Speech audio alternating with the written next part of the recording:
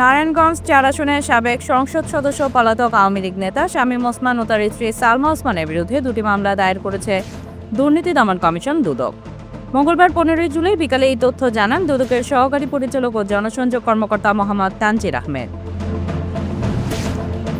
এছাড়াও শামীম ওসমানের ছেলে ইমতিনান ওসমান ও মেয়ে লাবিবা জোহা অঙ্গনার জ্ঞাত আয় বহির্ভূত সম্পদ অর্জনের তথ্য পাওয়ায় তাদের বিরুদ্ধে সম্পদ বিবরণী নোটিশ জারি করেছে দুদক। তানজির আহমেদ জানান, নারায়ণগঞ্জ ৪ আসনের সাবেক সংসদ সদস্য আওয়ামী লীগ নেতা শামীম ওসমান ক্ষমতার অপব্যবহার করে ৬,৬৭,৫৩,৬৮৯ টাকার জ্ঞাত আয় বহির্ভূত সম্পদ অর্জন করেছেন।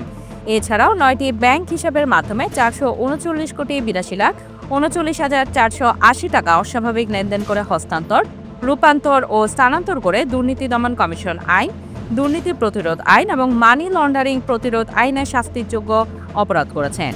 শামীম ওসমানের স্ত্রী সালমা ওসমান স্বামীর সহায়তায় ৩,৯,৭৫,৭৫ টাকার জ্ঞাত আয় বহির্ভূত সম্পদ অর্জন করেছেন।